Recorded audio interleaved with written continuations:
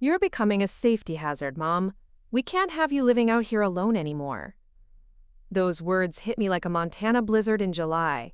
Unexpected and cruel. My son Michael stood in my kitchen doorway, his wife Lisa beside him, with that fake concerned smile she'd perfected over the years.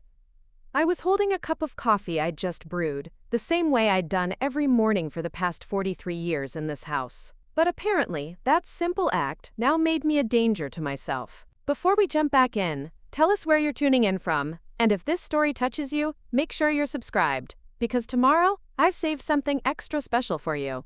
My name is Jasmine Eleanor Crawford, though everyone in Whitefish, Montana has called me Jasmine since I arrived here as a young bride in 1981.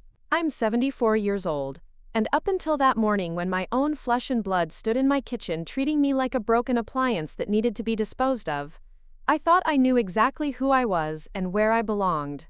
I've lived in the same two-story farmhouse on Glacier View Road for over 4 decades. Robert and I bought this place when it was nothing more than weathered siding and a leaky roof, but we saw potential where others saw problems. We spent weekends scraping paint, replacing floorboards, and turning a neglected house into a home. Robert passed 6 years ago, sudden heart attack while he was fixing the fence out back. I found him there at sunset, tools still in his hands, looking peaceful as if he'd just decided to take a rest. The grief nearly broke me, but this house held me together. Every creaking floorboard, every window that stuck just a little, every corner where Robert had hung a picture or fixed a loose board, became a reminder that love doesn't disappear when someone dies. It settles into the walls, into the foundation, into the very air you breathe. This wasn't just where I lived, this was where I belonged.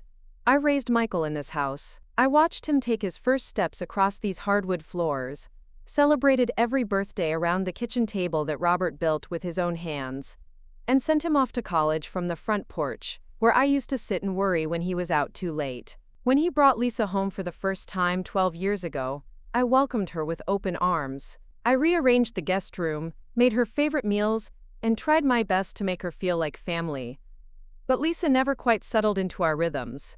She came from Billings, from a world of shopping centers and chain restaurants, and our quiet mountain life seemed to make her restless. She'd smile politely when Robert told his stories about the early days of the ranch, but I could see her checking her phone, counting the hours until they could head back to their suburban life 2 hours away.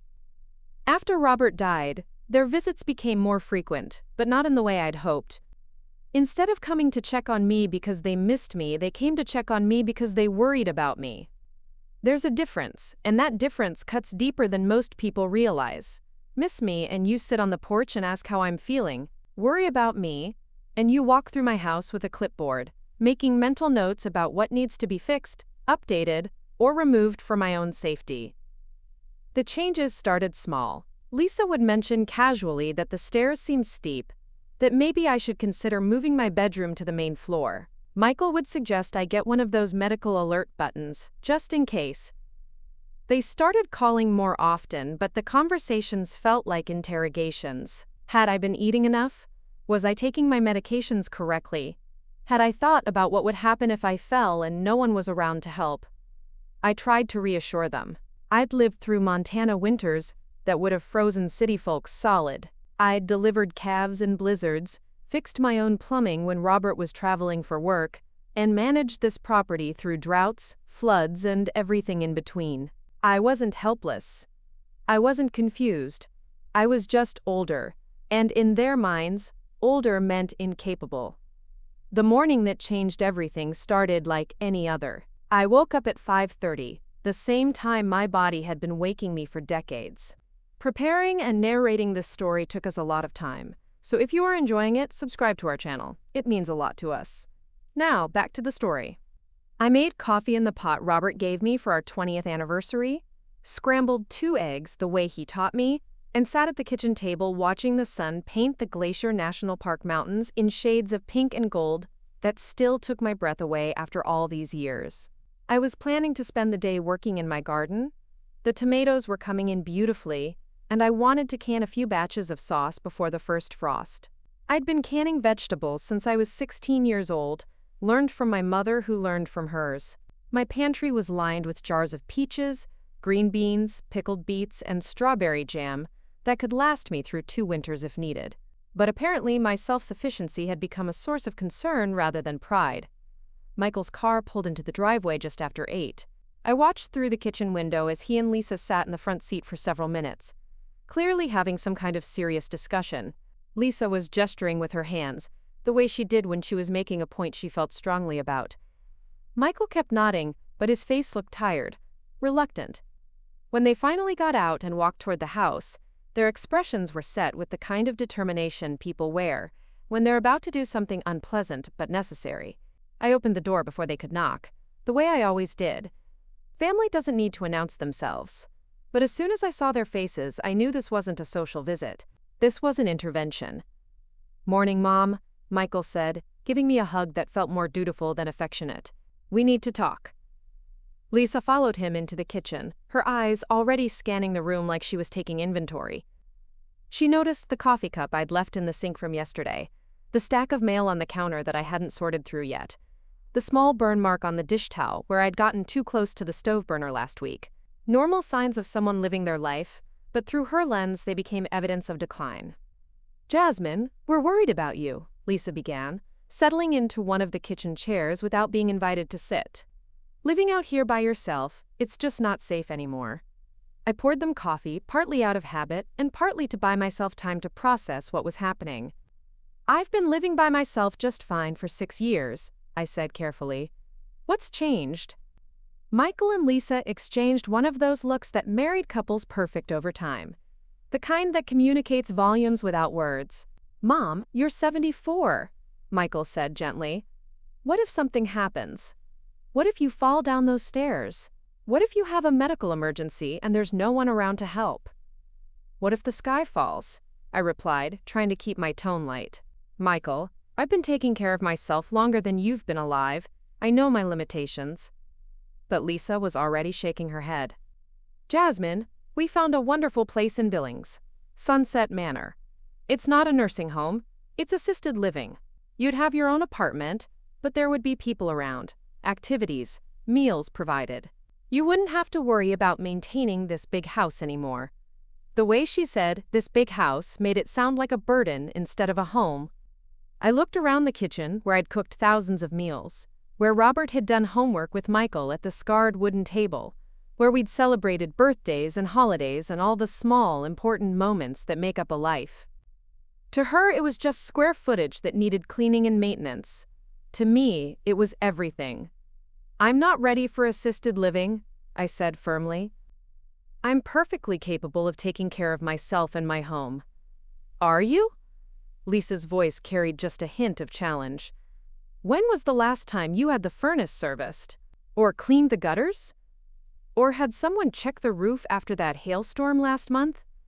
She was right about the maintenance items, and we all knew it. But what she didn't understand was that I had systems, people I called when I needed help. Jim Morrison down the road checked my furnace every fall. His teenage son cleaned my gutters for $20 and a plate of homemade cookies. The roof was fine because Robert had replaced it with quality materials just 3 years before he died. "I have help when I need it," I said. "But what about day-to-day things?" Michael joined in, and I could hear the rehearsed quality of his arguments. They'd planned this conversation, maybe even practiced it. "Mom, Lisa found expired food in your refrigerator last time we were here. And you left a burner on after making lunch." The expired yogurt had been 2 days past the date, and I'd left the burner on for maybe 10 minutes while I answered the phone. Normal, human mistakes that everyone makes, but they'd become evidence in a case I didn't know was being built against me. "So you've been watching me," I said quietly, "taking notes on my mistakes." "We've been concerned," Lisa corrected. "And we should have said something sooner. Jasmine, we love you. We want what's best for you.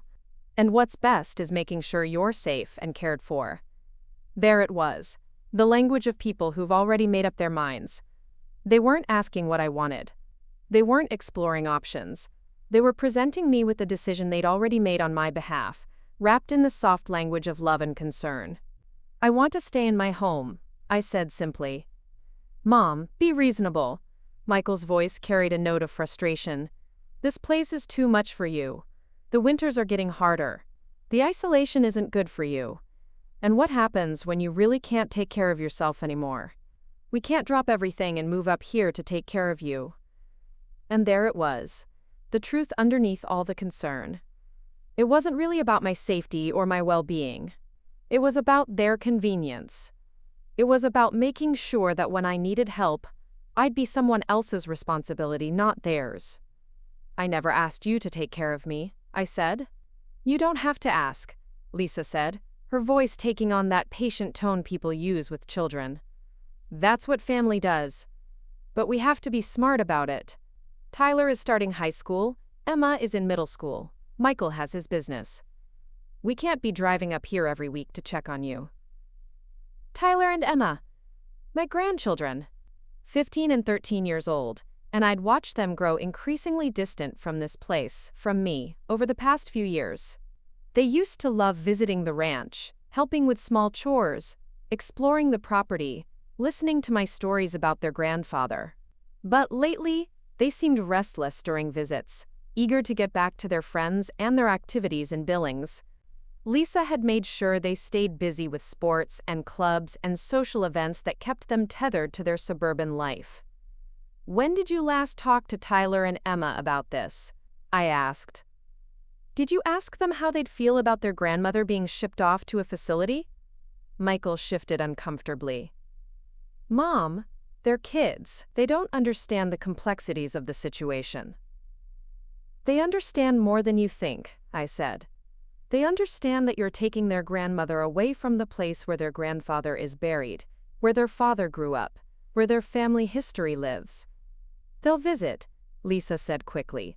Billings is only 2 hours away. They'll probably see you more often than they do now. But we all knew that wasn't true. Visits to Sunset Manor would be duty calls, brief and awkward, squeezed between soccer practice and piano lessons. The long summer days they used to spend here, the Christmas mornings in front of the fireplace Robert built, the quiet conversations on the porch swing where I told them stories about their father when he was their age, all of that would be gone. I'm not going, I said finally. This is my home. This is where I belong. And I'm not leaving. The silence that followed felt heavy with disappointment and determination. Michael ran his hands through his hair, a gesture I remembered from when he was a little boy trying to solve a problem that seemed too big for him. Mom, you're not being realistic, he said finally. We've already put a deposit down on the apartment at Sunset Manor. We've scheduled movers for next weekend. We thought it would be easier to handle the logistics while we could all work together on it. The words hit me like a physical blow. They hadn't come here to discuss anything. They'd come here to inform me of decisions they'd already made. The apartment was rented. The movers were scheduled. In their minds, this conversation was just a formality, a chance for me to adjust to the inevitable. You had no right, I said, my voice barely above a whisper. We had every right, Lisa said, her patient mask slipping slightly. Jasmine, we're your family. We're the people who will have to deal with the consequences if something happens to you out here. We're the ones who will get the call from the hospital, or worse.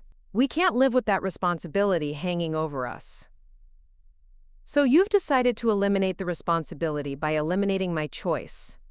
We've decided to be proactive instead of reactive, Michael said. Mom, I know this is hard. I know you love this place. But love isn't enough. Sentiment isn't enough. You need practical care and we need peace of mind. I stood up from the table, my coffee cup still half full and growing cold. Through the kitchen window, I could see the garden I'd been planning to work in, the fence Robert had been fixing when he died, the mountains that had watched over this family for 43 years.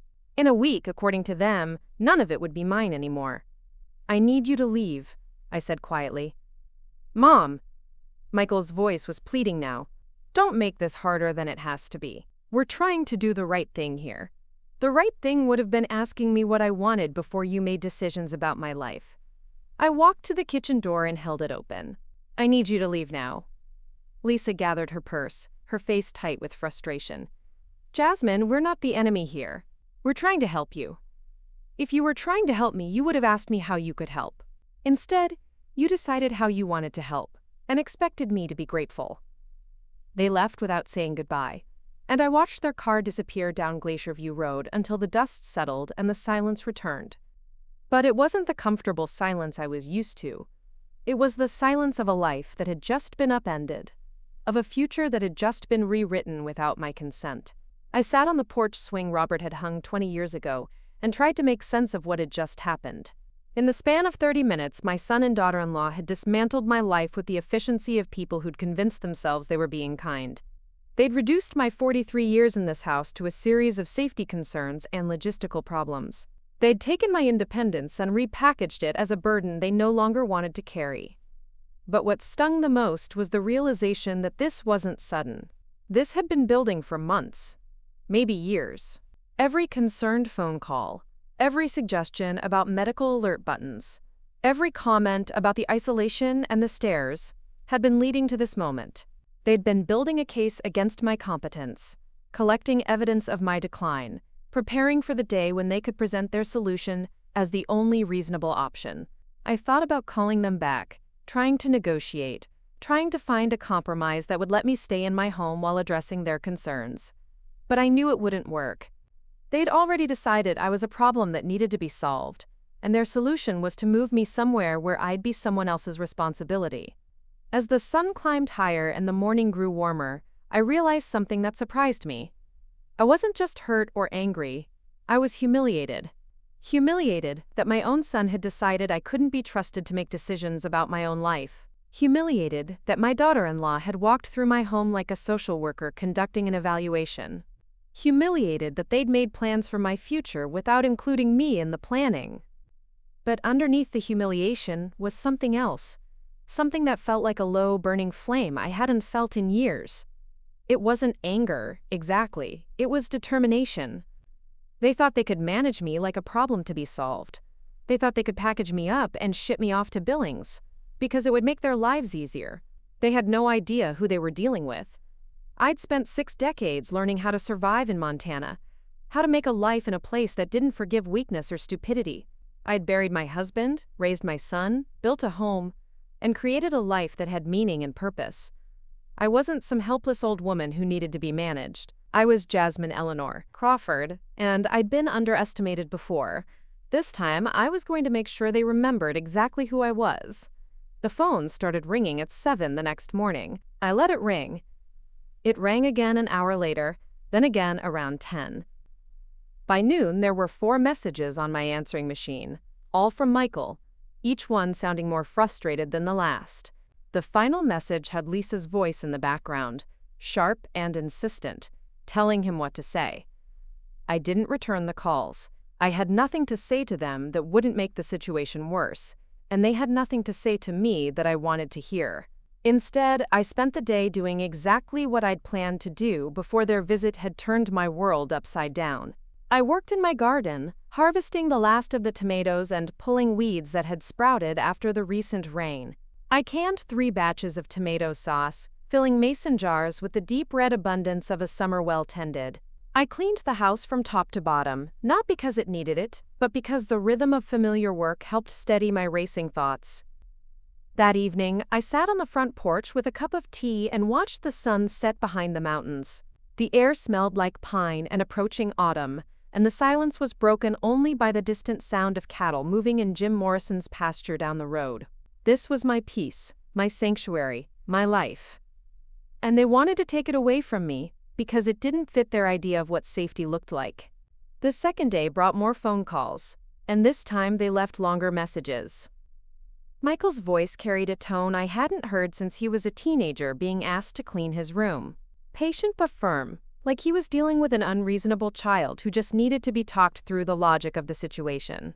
"Mom, I know you're upset, but we need to discuss this like adults. The movers are scheduled for Saturday. The apartment at Sunset Manor is waiting for you. We've paid the deposit and the first month's rent. You can't just ignore this situation and hope it goes away." Lisa's voice came through on the final message of the day, and her patience had clearly worn thin. "Jasmine, this is ridiculous. We're trying to help you, and you're acting like we're the villains here. We've already arranged everything. The least you could do is cooperate and make this transition easier for everyone involved." Cooperate. As if my compliance was just a matter of good manners. As if my resistance to being uprooted from my life was nothing more than stubbornness that needed to be managed. On the third day, they showed up unannounced. I watched their car pull into the driveway while I was washing dishes after lunch, and I saw Michael get out first, followed by Lisa, and then two people I didn't recognize. A man in a suit carrying a clipboard, and a woman in scrubs who moved with the efficient purpose of someone accustomed to dealing with difficult situations.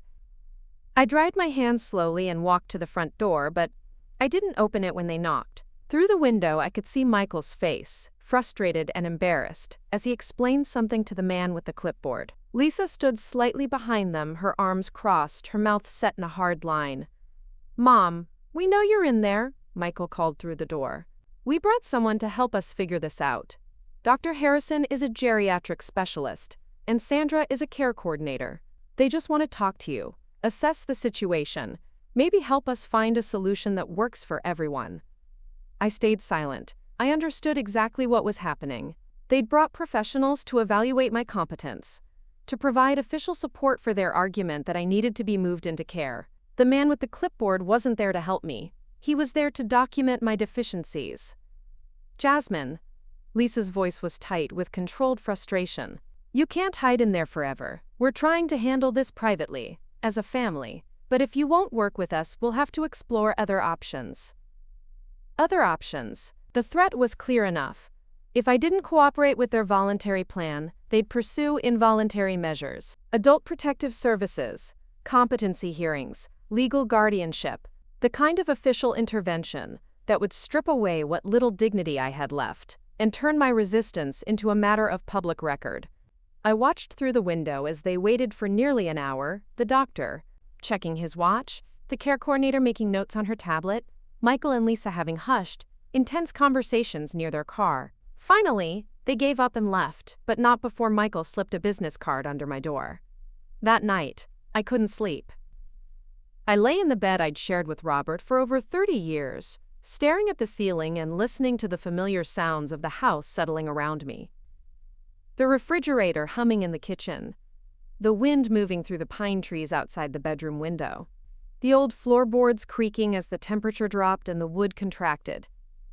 These sounds had been the soundtrack of my life for 4 decades. In a week, if Michael and Lisa had their way, I'd be listening to the sounds of Sunset Manor instead. Hallway conversations between staff members. The distant noise of television programming designed for people who no longer made their own choices about what to watch. The electronic beeping of medical equipment and security systems designed to keep track of residents who might wander off if not properly monitored. I got up and made tea, then sat at the kitchen table with Robert's old legal files spread out in front of me. When he died, I'd inherited everything, of course, but I'd never paid much attention to the details. Our lawyer had explained the basics to me, had made sure I understood what papers I needed to keep and what decisions I might need to make, but mostly I'd just filed everything away and tried to focus on learning how to live without my husband. Now I started reading more carefully. The deed to the house and the surrounding 40 acres, all in my name. The life insurance policy that had paid off the mortgage and left me comfortable enough to maintain the property without financial stress. The investment accounts that provided steady income, managed by a firm in Kalispell that sent me quarterly statements I usually glanced at and filed away. But it was the business documents that caught my attention. Robert had been more than just a rancher. In the early days of our marriage, when we were struggling to make the property profitable, he'd started a small trucking company. 3 trucks, nothing fancy, hauling freight between the smaller Montana towns that the big shipping companies often ignored.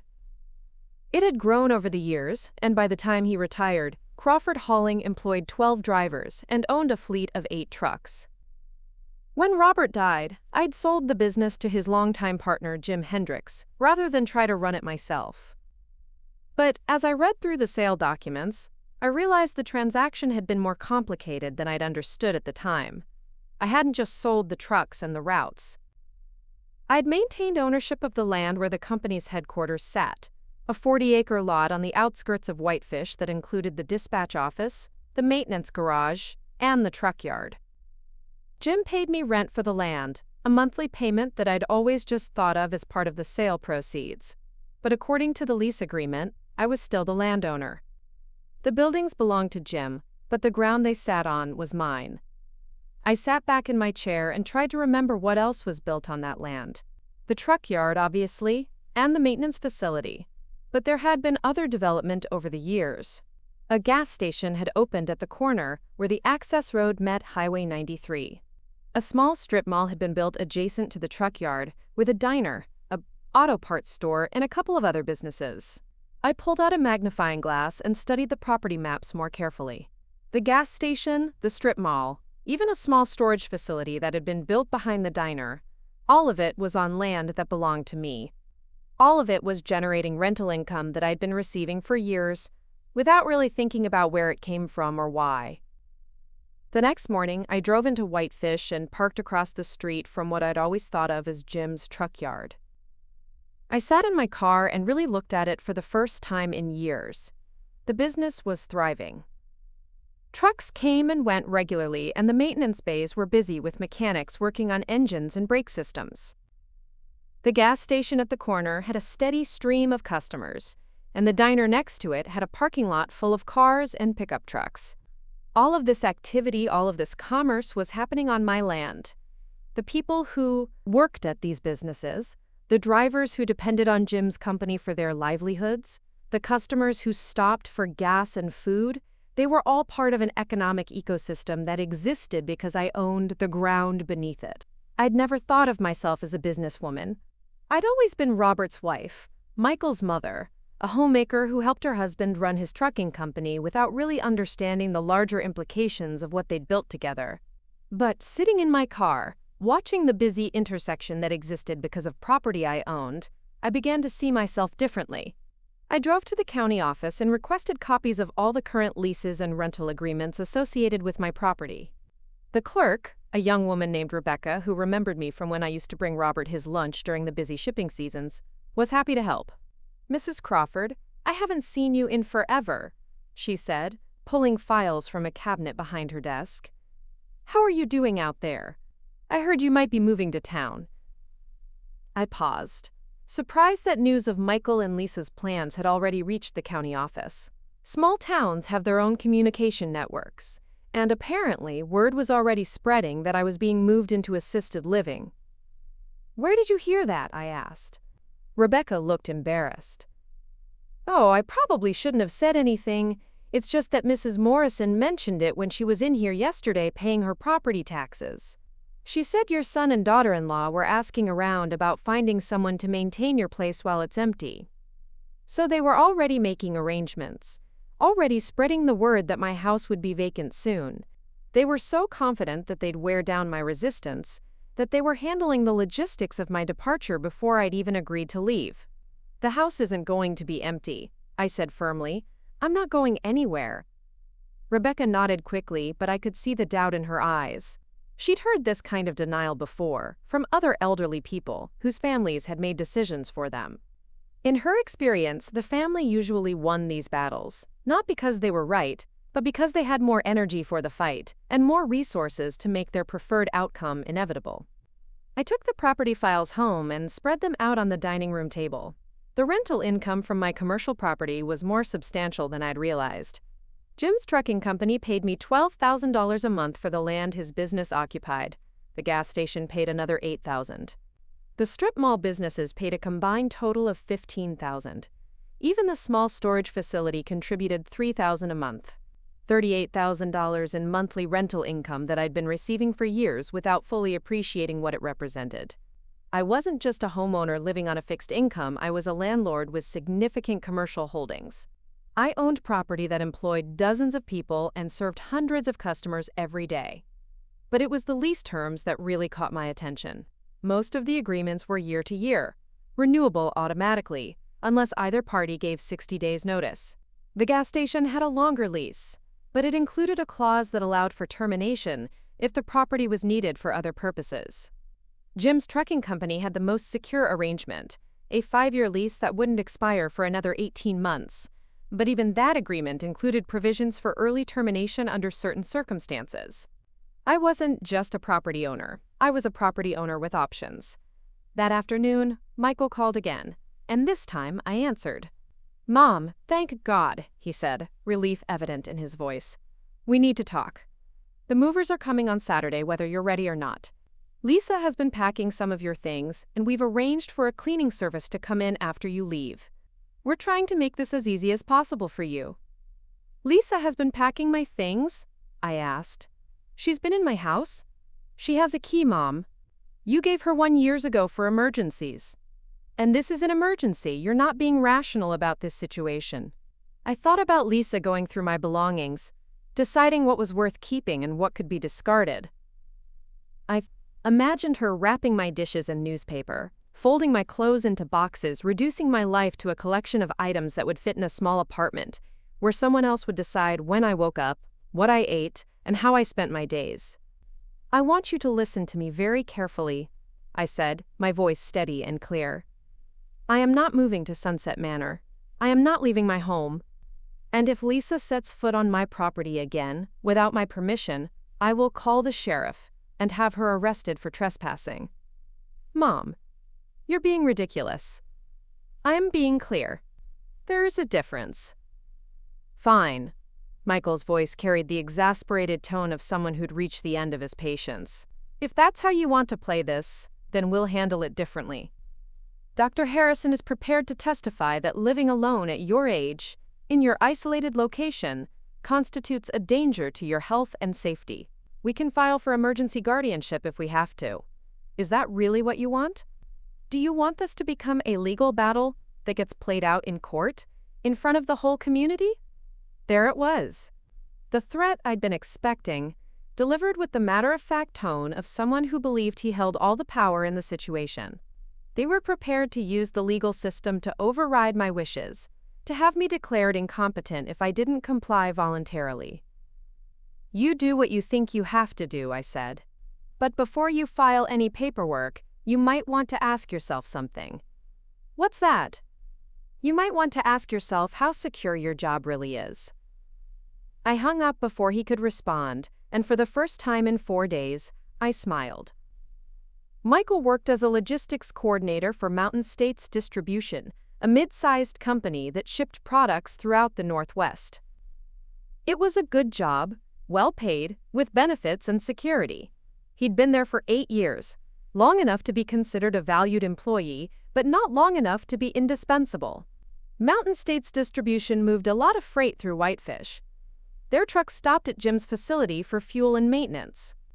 Their drivers ate at the diner on my property, bought supplies at the auto parts store in my strip mall, and used the storage facility to warehouse goods temporarily when their schedules got complicated. In fact, Mountain States Distribution was one of Crawford Hauling's biggest clients. They relied on Jim's local knowledge and established routes to handle deliveries to the smaller towns that their own drivers weren't familiar with. It was a partnership that benefited both companies and had been in place for years. But partnerships can be fragile things, especially when they depend on relationships and handshake agreements rather than ironclad contracts. I spent the evening making phone calls. First to Jim Hendricks, who was surprised to hear from me but happy to chat about the business and how things had been going since Robert's death. I asked casual questions about his major clients, about which relationships were most important to the company's success, about how he handled disputes when they arose. Then I called the owner of the gas station, a man named Dave Peterson, who'd been renting the corner lot from me for 6 years. We talked about traffic patterns, about the seasonal fluctuations in his business, about how dependent he was on the steady stream of truckers who stopped for fuel and food. Finally, I called my lawyer, the same man who'd handled Robert's estate and had been managing my legal affairs for years. I explained the situation with Michael and Lisa, told him about their threats regarding guardianship proceedings, and asked him what my options were. "Jasmine," he said, "I'm not going to lie to you. If they can get a doctor to testify that you're a danger to yourself, and if they can document incidents that support that conclusion, a judge might be inclined to listen to them, especially if they present it as a temporary measure, just until your safety concerns can be addressed." "But I'm not incompetent," I said. "I'm not showing signs of dementia or mental illness. I'm just old, and I want to stay in my home.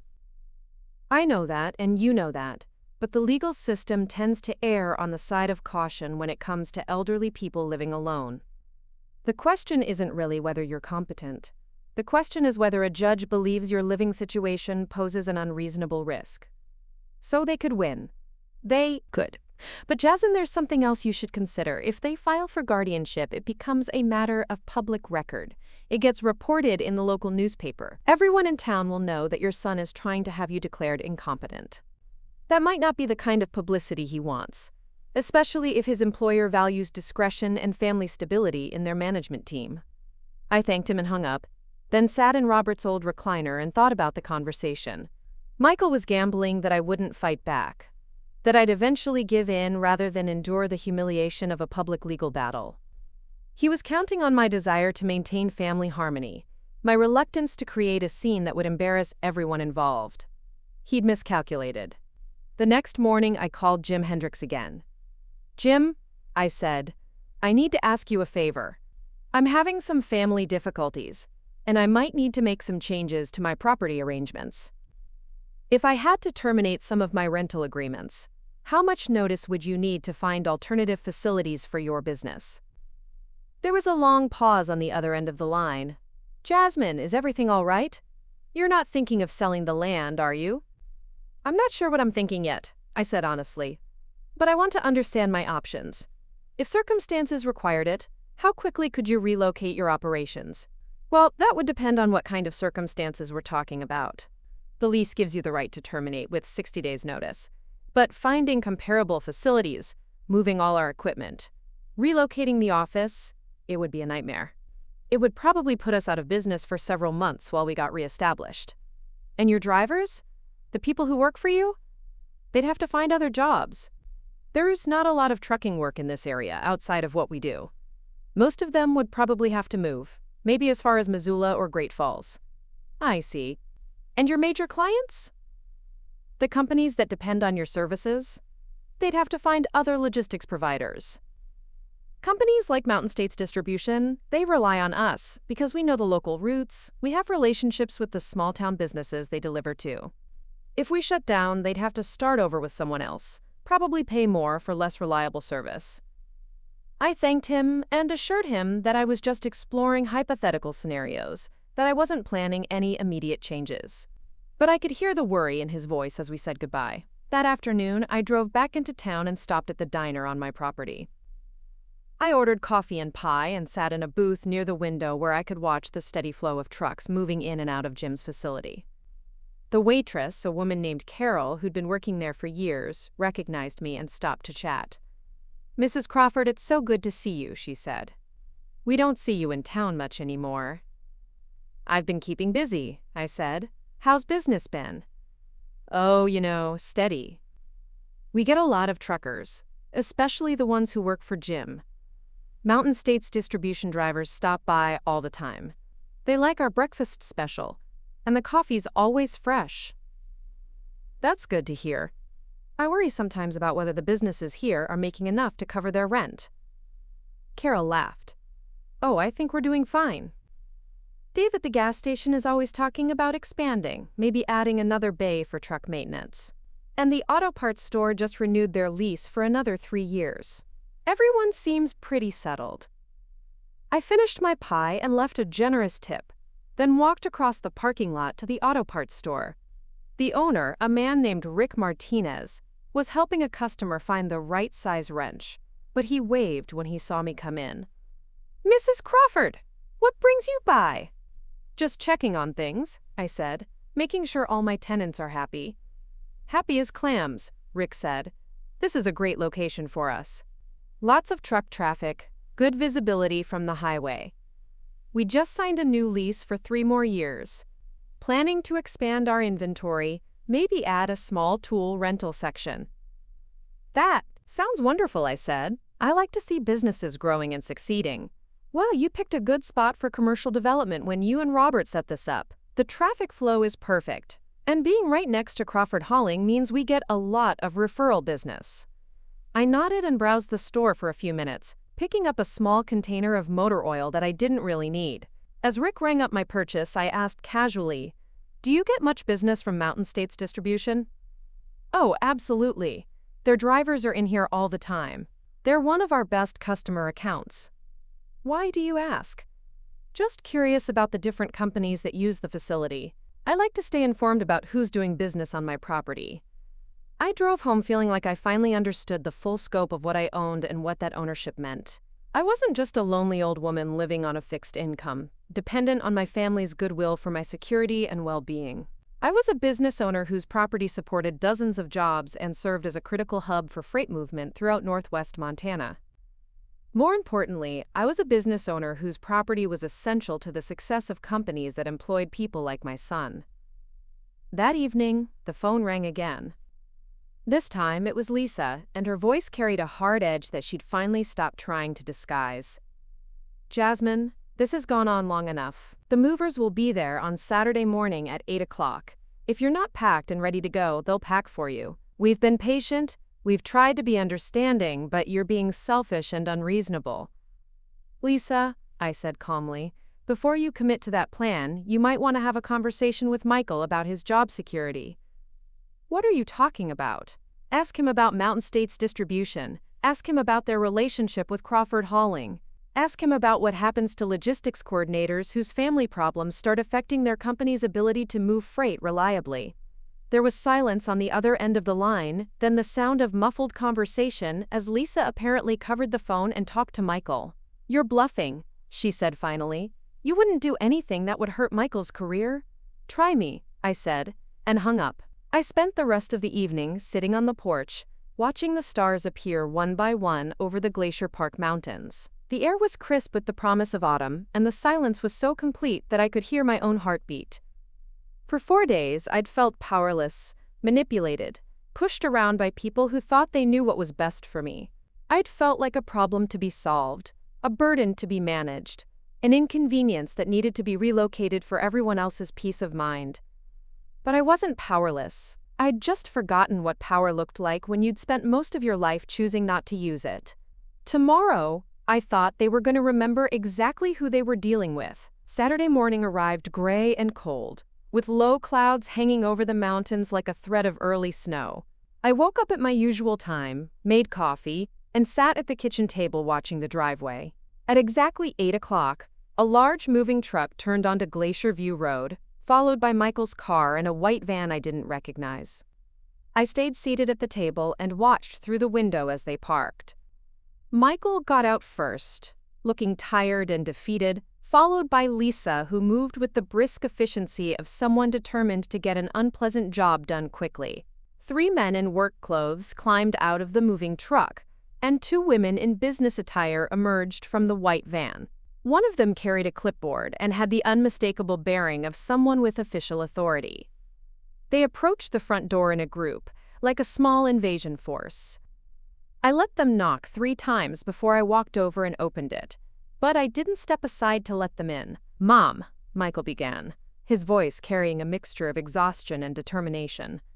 "These are the movers we hired. This is Ms. Patterson from Adult Protective Services, and this is Dr. Martin, who's here to do a quick wellness assessment. We're here to help you transition to your new living situation." I looked at each of them carefully, taking my time. The movers stood slightly behind the others, clearly uncomfortable with the family drama they'd been hired to participate in.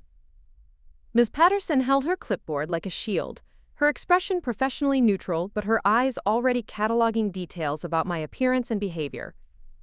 Dr. Martin was younger than I'd expected, probably in his 30s, with the earnest demeanor of someone who genuinely believed he was helping people.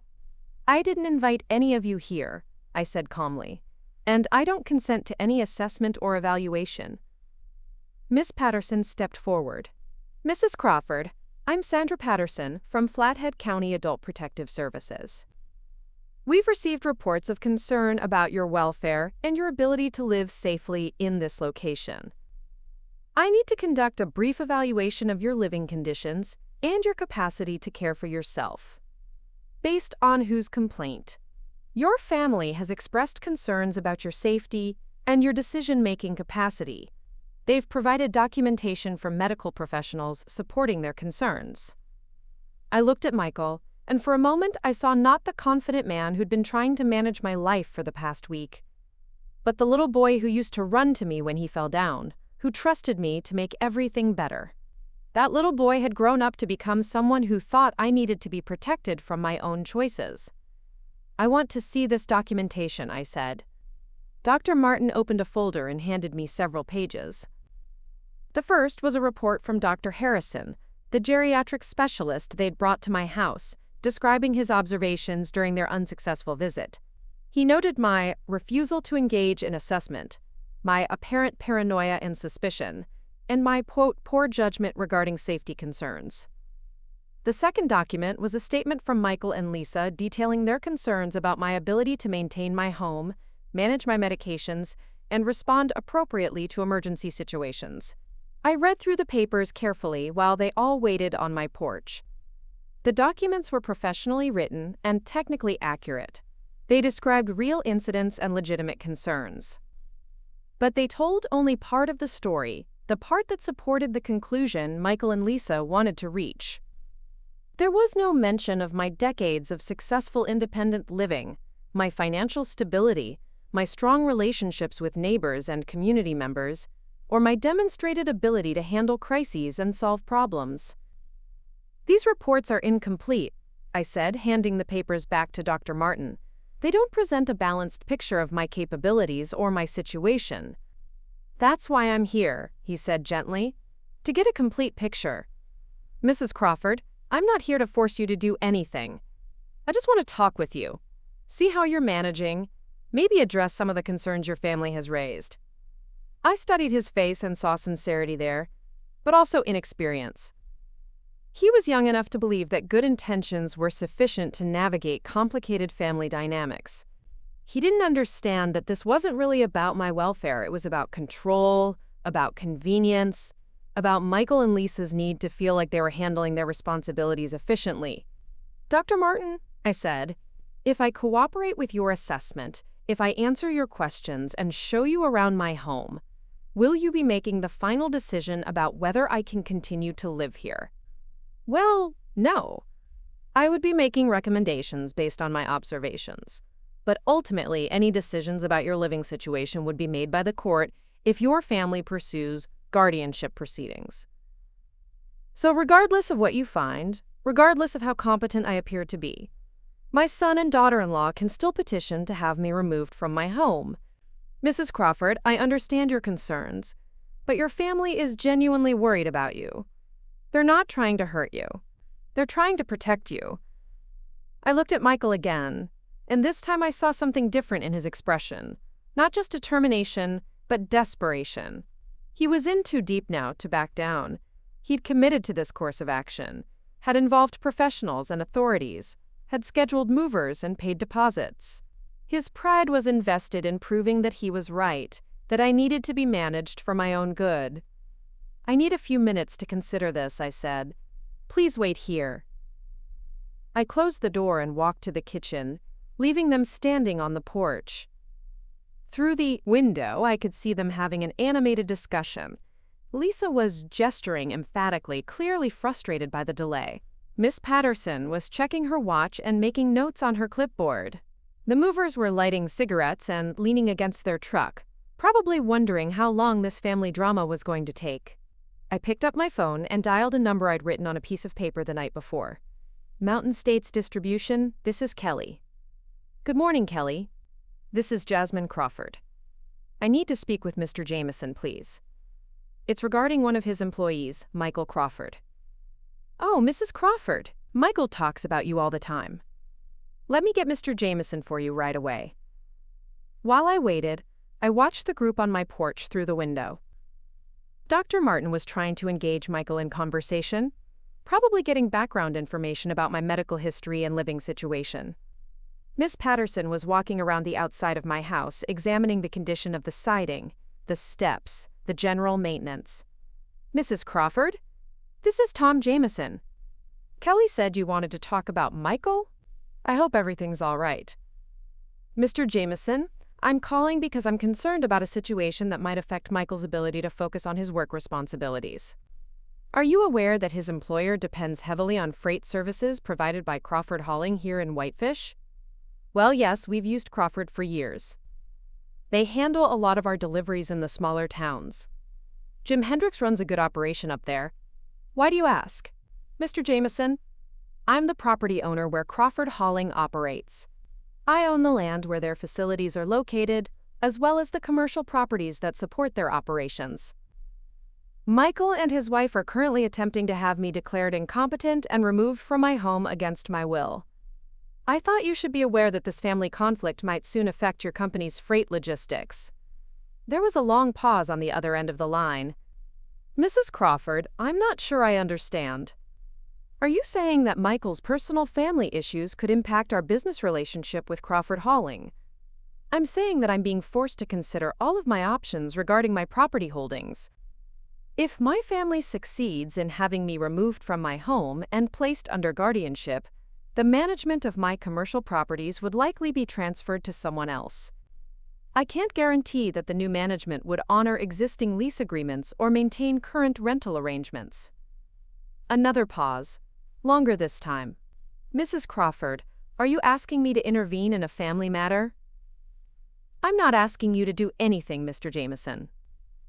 I'm simply informing you that Michael's current actions might have consequences that extend beyond our family. I thought you deserved to know that your logistics arrangements might be affected by his decisions. I see. Mrs. Crawford, I appreciate you calling to let me know about this situation. Would it be all right if I spoke with Michael about this? Of course. In fact, he's standing on my porch right now with several other people who are here to force me to leave my home. I'm sure he'd be happy to explain the situation to you. I hung up and returned to the front door. Before I could open it, my phone rang. I let it ring once, twice, then answered. Jasmine, it's Tom Jameson. I just got off the phone with your mother, and I think we need to talk.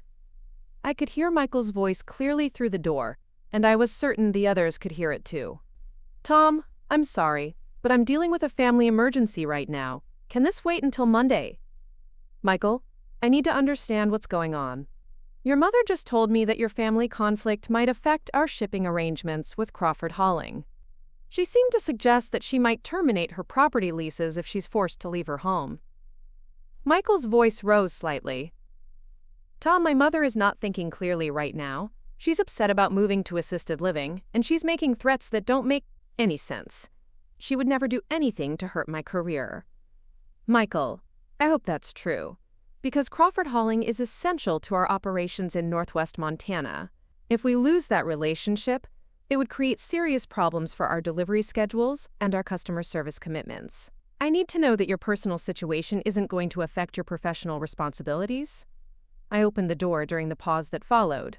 Michael was standing with his back to me, his phone pressed to his ear, his shoulders tense with stress. Lisa was staring at him with an expression of dawning realization. Ms. Patterson and Dr. Martin were pretending not to listen, but their body language made it clear they were absorbing every word. Tom, I understand your concern, Michael was saying, but I can guarantee you that this situation won't affect my work performance or our company's business relationships. Michael, I hope you're right, but I have to tell you, I'm going to be monitoring this situation closely. If there's any indication that our freight logistics are being compromised by personal issues, we'll have to reconsider our staffing arrangements. Michael closed his phone and turned around slowly. His face was pale, and for the first time since this whole situation began, he looked uncertain. Mom, he said quietly, what did you tell him? I told him the truth, that you're trying to force me out of my home, and that I'm considering all of my options regarding my property holdings. Lisa stepped forward, her voice sharp with anger. Jasmine, you can't threaten Michael's job over this. That's not fair. Fair? I asked. Was it fair to schedule movers without my consent? Was it fair to bring strangers to my home to evaluate my competence without telling me? Was it fair to make decisions about my life without including me in the discussion? Ms. Patterson cleared her throat. Mrs. Crawford, I think we need to step back and reassess this situation. Family conflicts that involve economic coercion or threats to employment can complicate guardianship proceedings. Perhaps we should postpone this evaluation until everyone has had a chance to cool down and consider their options. Dr. Martin nodded in agreement. Mrs. Crawford, you seem very lucid and articulate. Your living situation appears to be well maintained, and you clearly have a good understanding of your financial affairs and business relationships. I'm not seeing evidence of the incompetence or safety concerns that were described in the initial reports. I watched Michael's face as he realized that his carefully constructed case was falling apart. The professionals he'd brought to validate his concerns were backing away from their initial assessments. His employer was now involved in what he'd hoped would remain a private family matter, and I was demonstrating exactly the kind of clear thinking and strategic planning that contradicted his claims about my diminished capacity. This isn't over, Lisa said, her voice tight with frustration. Jasmine, you might have scared everyone off today, but the fundamental concerns remain. You're 74 years old, living alone in an isolated location. Eventually, something is going to happen, and when it does, we'll be the ones held responsible.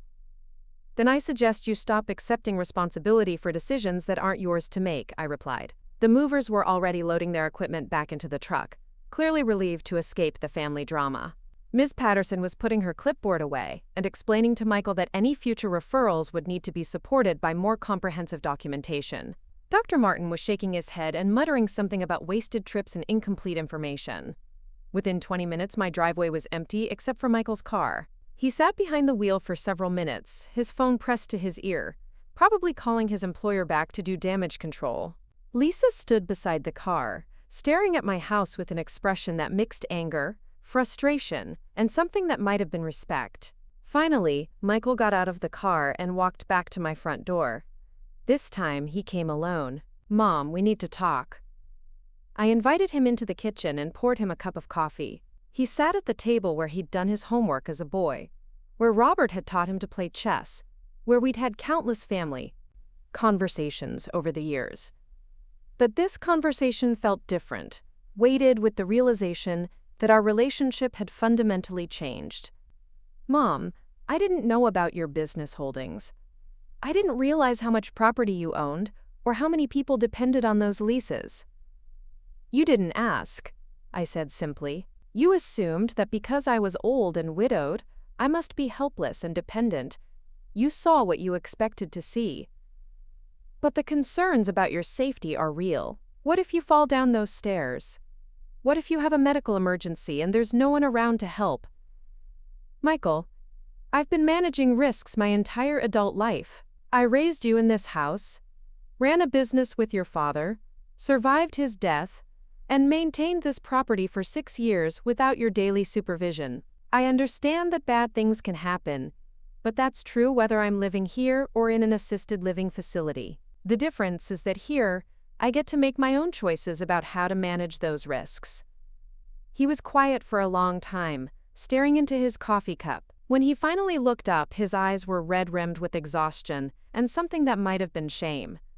Mom, I'm sorry. I thought I was doing the right thing. Lisa and we've been worried about you, and we let that worry turn into something that wasn't really about your welfare. It was about our fear, our need to feel like we were in control of a situation that scared us. I reached across the table and touched his hand. Michael, being scared for someone you love is normal, but letting that fear override their autonomy isn't love. It's control disguised as concern. What happens now, he asked, with your property, with the businesses that lease from you? Nothing happens, I said. I'm not actually planning to terminate anyone's lease or disrupt anyone's livelihood. I just wanted you to understand that I'm not as powerless as you assumed I was. But you could, couldn't you? If you wanted to, you could really hurt a lot of people. Yes, I could, just like you could hurt me by forcing me out of my home. Power works both ways, Michael. The question is whether we choose to use it destructively or constructively. He nodded slowly, beginning to understand the lesson I'd been trying to teach him. Mom, what can we do to make this right? How can we address the safety concerns without treating you like you're incompetent? For the first time in a week, I smiled at my son. We can start by having honest conversations instead of making unilateral decisions. We can talk about practical solutions that preserve my independence while addressing your worries. And we can remember that loving someone means respecting their choices, even when those choices make us uncomfortable. Lisa appeared in the kitchen doorway, looking hesitant and uncertain. Jasmine, can I apologize? I think I let my own fears about aging and independence cloud my judgment about what was best for you. I studied her face and saw something I hadn't seen before. Genuine vulnerability. A willingness to admit that she'd been wrong. Lisa, I accept your apology, but I need you to understand something. This is my home, and these are my choices to make. If you want to be part of my life, you need to respect that. She nodded, tears starting to form in her eyes. I do want to be part of your life. I want Tyler and Emma to know their grandmother, to learn from you, to understand what strength and independence look like. I think I forgot that for a while. The three of us sat in my kitchen for another hour, drinking coffee and talking more honestly than we had in years. We discussed practical safety measures, motion sensors for the hallways, a medical alert system that I would actually use, regular check-ins that felt like family connection rather than welfare monitoring. We talked about ways the grandchildren could spend more time at the ranch, learning the skills and values that had sustained this family for generations. Most importantly, we talked about respect. Respect for my experience, my judgment, my right to make my own decisions about my life. Respect for their love and concern, channeled in ways that supported rather than undermined my autonomy. As they prepared to leave, Michael hugged me tightly. Mom, I promise this won't happen again. I promise I'll remember that you're not a problem to be solved, you're my mother, and you deserve to be treated with dignity and respect. After they drove away, I walked through my house slowly, room by room, appreciating the silence and the peace that came with knowing I would wake up here tomorrow morning, and the morning after that, for as long as I chose to stay. I called Tom Jameson back that afternoon to let him know that the family crisis had been resolved, and that there would be no disruption to the business relationships his company depended on. I called Jim Hendricks to assure him that his lease was secure, and that Crawford Hauling could continue operating without worrying about property issues. But most importantly, I called my lawyer to make sure that my wishes regarding my property and my care were properly documented. I updated my will, created a detailed advance directive, and established clear legal protections against anyone who might try to override my choices in the future. That evening, I sat on my porch swing and watched the sun set behind the mountains, painting the sky in shades of orange and pink that reminded me why I'd fallen in love with this place 43 years ago. The air was crisp with the promise of winter, and the silence was so complete that I could hear my own heartbeat. For a week, I'd felt like a prisoner in my own life, trapped by other people's fears and assumptions about what was best for me. I'd been treated like a problem to be solved, a burden to be managed, an obstacle to other people's peace of mind. But I wasn't a problem or a burden or an obstacle. I was Jasmine Eleanor Crawford, and I owned more than just property. I owned my choices, my dignity, and my right to live my life on my own terms. And now, finally, everyone else understood that too.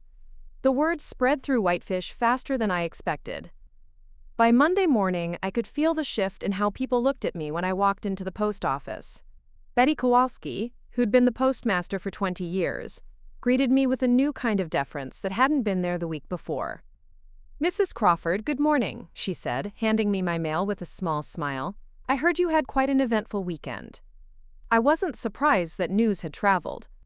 In a town of 3,000 people, a confrontation involving movers, county officials, and Adult Protective Services wasn't exactly a private affair. Someone would have seen the trucks, noticed the official vehicles, and drawn their own conclusions about what was happening at the Crawford place.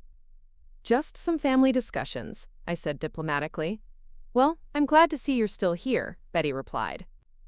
This town wouldn't be the same without you. It was a small comment, but it carried weight. Betty wasn't just being polite.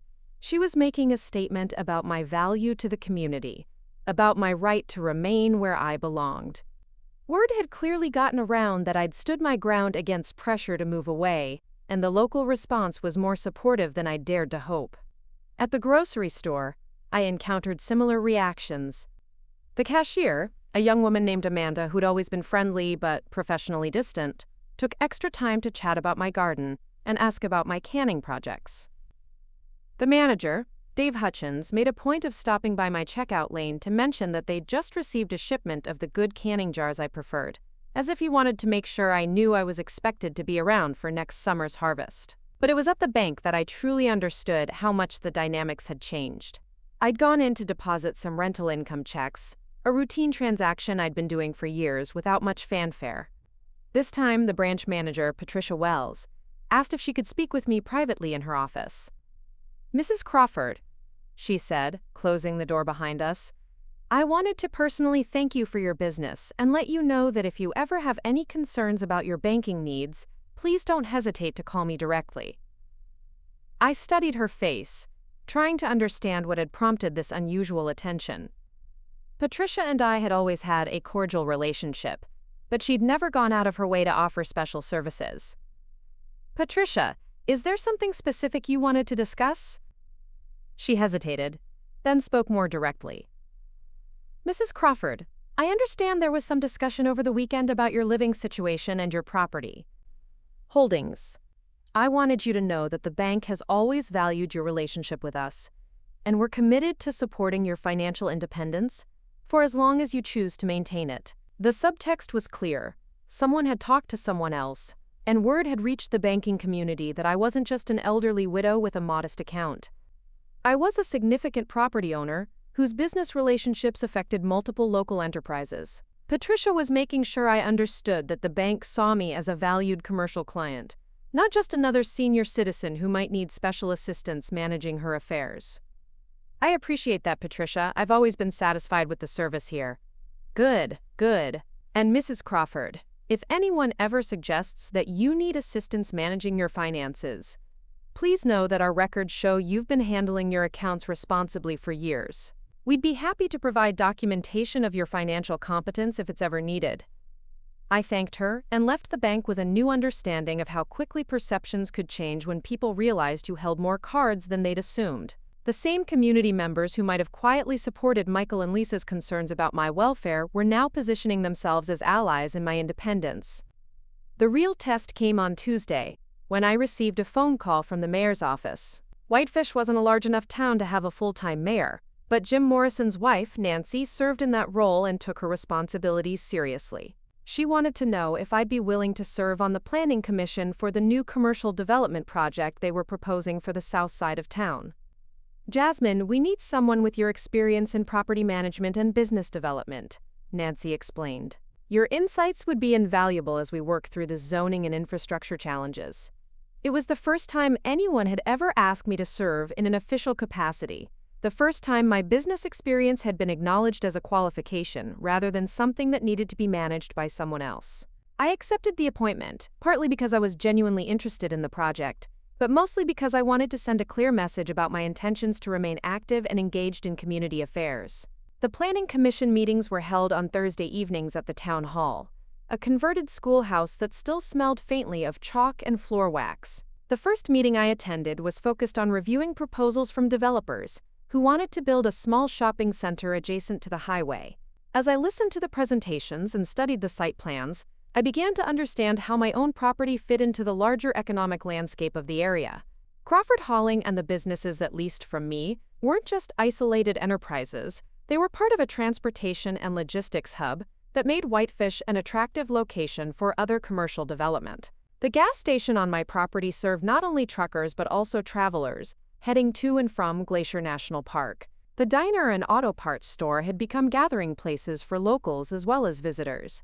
My land had become a catalyst for broader economic activity. During the discussion period, I found myself speaking up more than I'd expected to. When one developer proposed a design that would have created traffic congestion near the existing commercial areas, I was able to explain how that would affect freight movement and delivery schedules. When another presentation included unrealistic assumptions about utility infrastructure, I pointed out the practical challenges based on my experience with similar projects. The other commission members listened to my comments with respect and attention.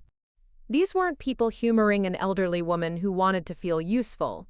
These were professionals taking seriously the insights of someone who understood local business conditions from direct experience.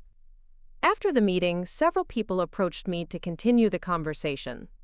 One was a civil engineer who wanted to discuss drainage issues that could affect both the new development and existing properties like mine.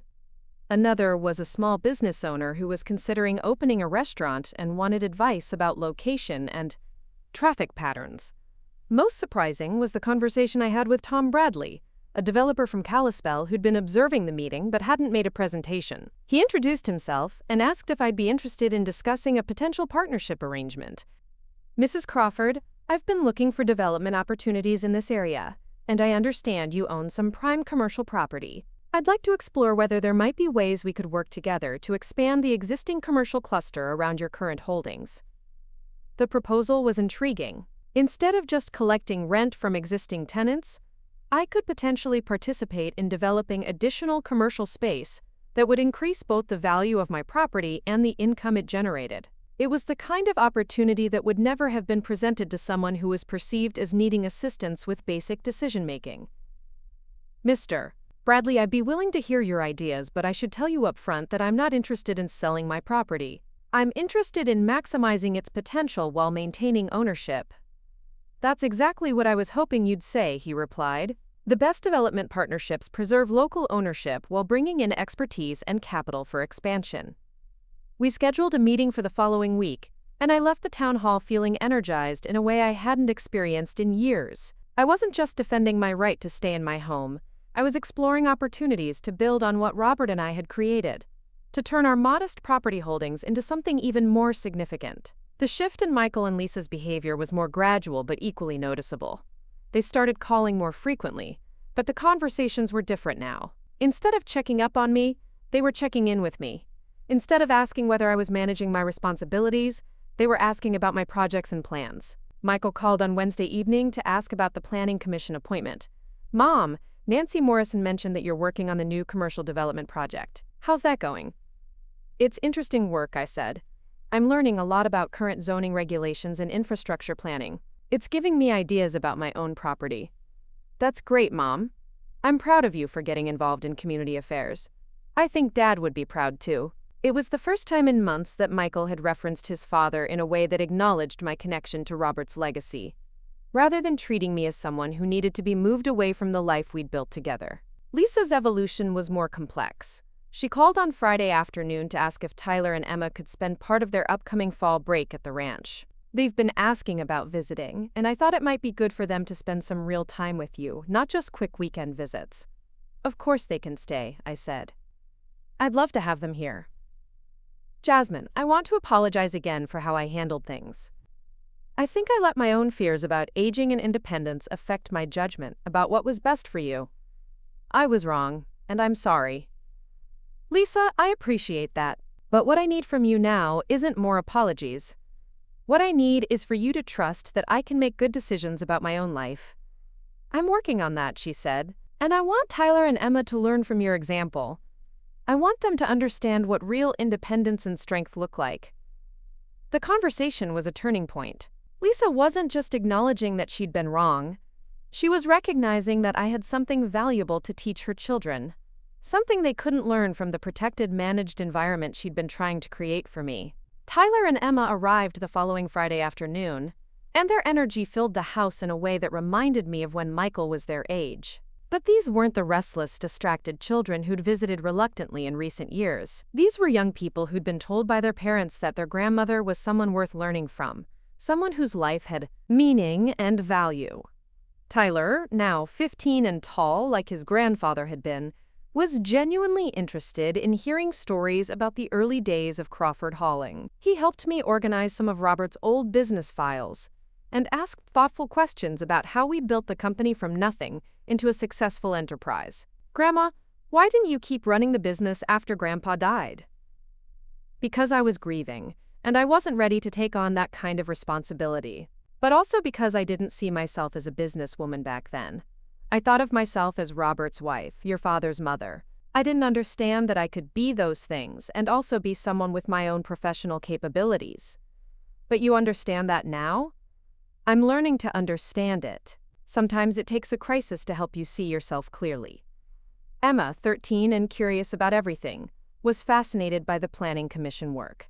She attended one of the meetings with me and took careful notes, asking questions afterward about how decisions got made and how different interests were balanced. "Grandma, do you like being on the commission?" "I like feeling useful," I said. "I like knowing that my experience and knowledge matter, that people value my opinions and insights." Were you ever scared when Uncle Michael and Aunt Lisa wanted you to move away? It was a direct question that deserved an honest answer. Yes, I was scared. But not the way they thought I was.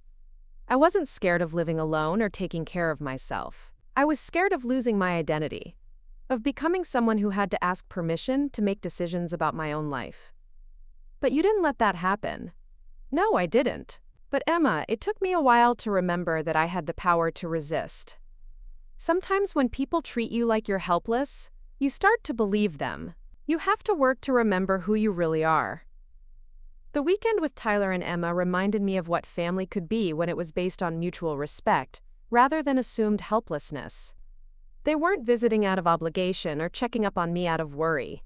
They were spending time with their grandmother because she was someone they enjoyed being around, someone who could teach them things they couldn't learn anywhere else. On Sunday evening, as they prepared to leave, Tyler gave me a hug that felt different from the dutiful embraces of recent years. "Grandma, I'm glad you didn't let them make you move. This place is too important to give up." "It's not just the place that's important," I told him. "It's the right to choose your own place, to make your own decisions about where and how you want to live." After they left, I sat in the kitchen with a cup of tea and thought about how much had changed in just 2 weeks. I'd gone from being someone whose competence was questioned to someone whose expertise was sought. I'd moved from defending my right to stay in my home to exploring opportunities to expand my business interests. I'd transformed from a problem that needed to be managed to a resource that could contribute to community development. But the most important change was internal. I'd stopped seeing myself through other people's assumptions about what it meant to be a 74-year-old widow. I'd stopped accepting limitations that were based on stereotypes rather than actual capabilities. I'd remembered that age doesn't automatically equal incompetence, that experience can be an asset rather than a liability, that wisdom earned through decades of living has value that shouldn't be dismissed or discounted. On Monday morning, I met with Tom Bradley to discuss his development proposal. He'd prepared detailed plans for expanding the commercial area around my existing properties, creating a larger hub that could attract national retailers while preserving the local character that made the area appealing. "Mrs. Crawford, I want to be clear about something," he said as we reviewed the preliminary designs. "This partnership would position you as a major commercial property owner in northwestern Montana. You'd be making decisions that affect dozens of businesses and hundreds of jobs. Are you prepared for that level of responsibility?" It was exactly the kind of question that would have intimidated me a month earlier, when I was still thinking of myself as someone who needed other people to make important decisions for her. But now, after remembering what I was capable of, after reclaiming my sense of agency and purpose, the question felt like an opportunity rather than a burden. "Mr. Bradley," I said, "I've been making decisions that affect other people's livelihoods for years. I just didn't fully appreciate the scope of my influence until recently. Yes, I'm prepared for that responsibility. In fact, I'm looking forward to it." As I drove home from the meeting, I passed the intersection where my commercial properties were located. The gas station was busy with afternoon traffic, the diner's parking lot was full of pickup trucks and family cars, and Jim's trucking operation was humming with activity. All of this commerce, all of these jobs, all of this economic vitality existed because Robert and I had made good decisions decades ago. And because I'd continued to make good decisions even when I didn't fully recognize my own competence. I wasn't just surviving in my chosen home. I was thriving, building on what Robert and I had created together, contributing to my community's prosperity, and setting an example for my grandchildren about what independence and strength really looked like. The people who'd wanted to move me to assisted living had seen only the risks of aging, only the potential problems that might arise from an elderly woman living alone. They hadn't seen the assets I brought to the table, the relationships I maintained, the economic influence I wielded, or the wisdom I'd accumulated through decades of successful problem solving. But now they saw all of that, and more importantly, so did I. The strategic response to their attempt to control my life hadn't required anger or revenge. It had only required me to remember who I was, and to make sure everyone else remembered too. I wasn't a burden to be managed, or a problem to be solved. I was Jasmine Eleanor Crawford, a businesswoman, a community member, a grandmother, and a force to be reckoned with. and I was just getting started. 6 months later, I stood in the conference room at the Whitefish Community Center, looking out at a gathering that would have seemed impossible back when Michael and Lisa were trying to ship me off to Sunset Manor. The room was packed with local business owners, county officials, and representatives from 3 different development companies, all there to hear my presentation about the Crawford Commercial District Expansion Project. Tom Bradley sat in the front row, smiling as I clicked through the slides he'd helped me prepare.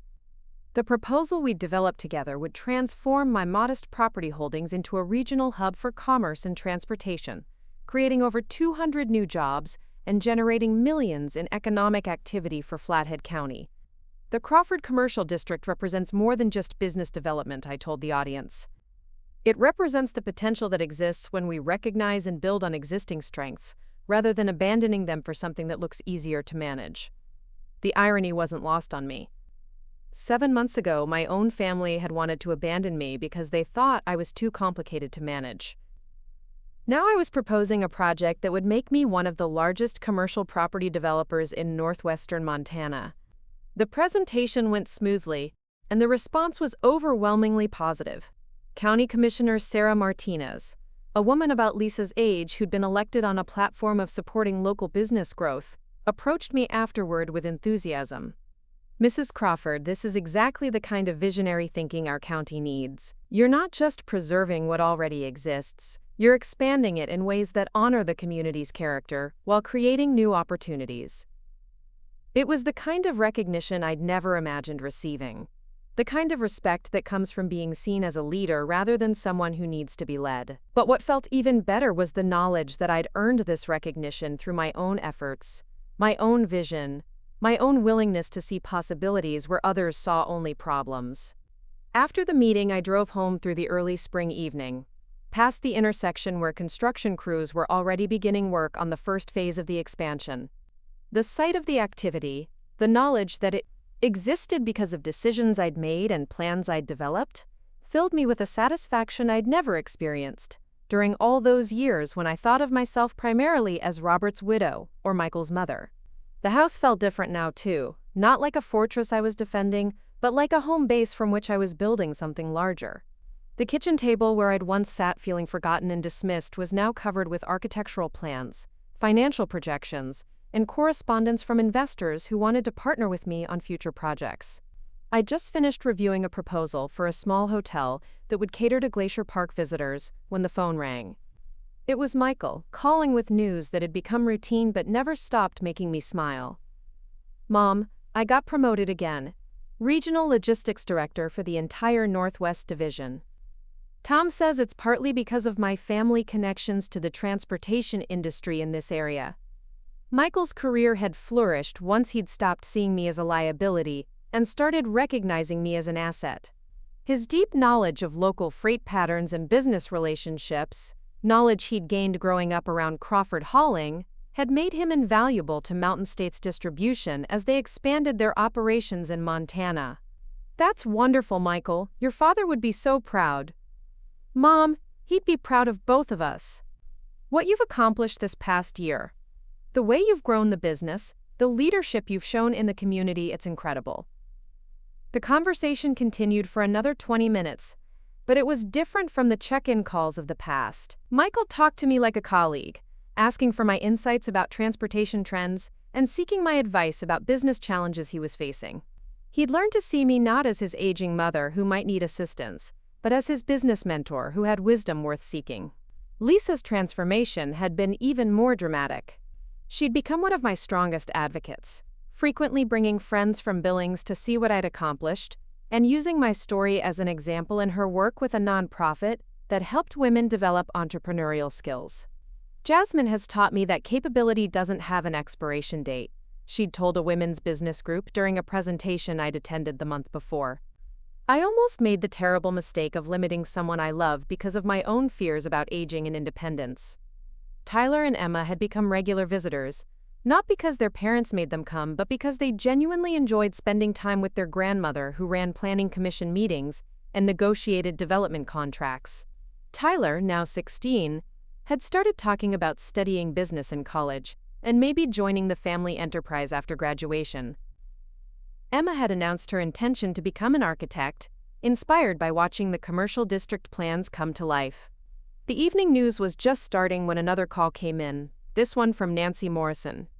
As mayor, she'd been following the commercial district project closely, and she had news that would affect the entire community. Jasmine, I wanted you to be the first to know. The State Tourism Board has approved our application for designation as an official heritage commerce district. The Crawford properties will be the centerpiece of a program that promotes Montana's entrepreneurial history. The designation would bring additional state funding for infrastructure improvements and marketing support for local businesses. More importantly, it represented official recognition that what I'd built was worth preserving and celebrating. Not just as a business success, but as a model for how rural communities could thrive without sacrificing their character or their values.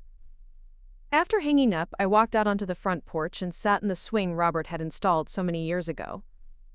The evening air was warm with the promise of summer, and I could hear the distant sound of activity from the construction site where the new commercial buildings were taking shape.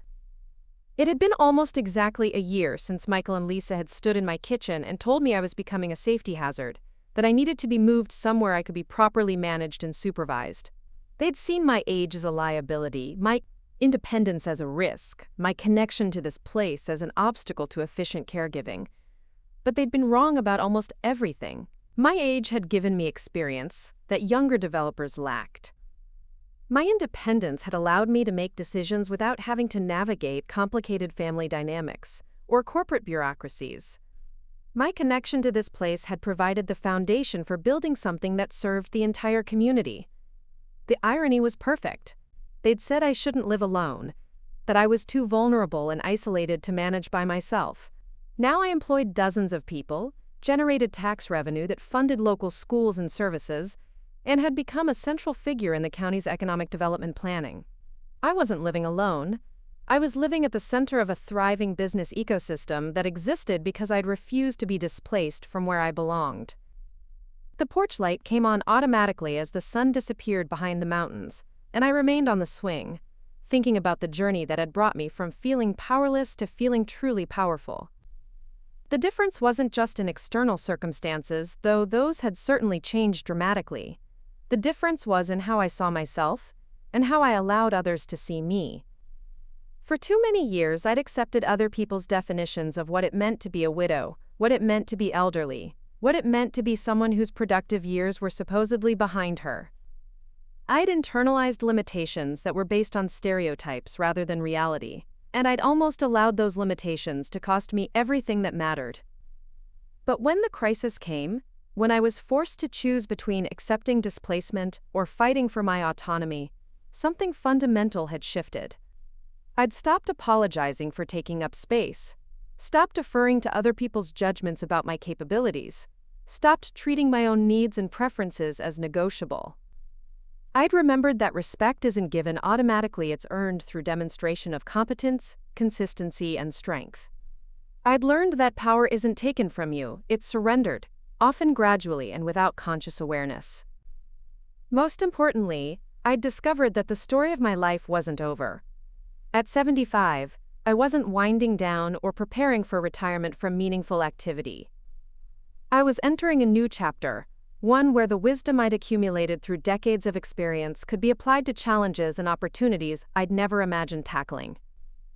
The phone rang once more as I prepared to go inside. This time it was Dr. Martin, the young physician who'd been brought to evaluate my competence all those months ago. "Mrs. Crawford, I hope you don't mind me calling. I wanted to let you know that I've been following the news about your business development project. I wanted to apologize for my initial assessment and to thank you for the lesson you taught me about the dangers of making assumptions about people based on their age or living situation." "Dr. Martin, I appreciate that. What made you call?" "I'm giving a presentation next month to a conference of geriatric medicine specialists about ageism in healthcare. I'd like to use your story as an example of how our biases can cause us to underestimate our patients' capabilities and potential. Would you be willing to speak at the conference?"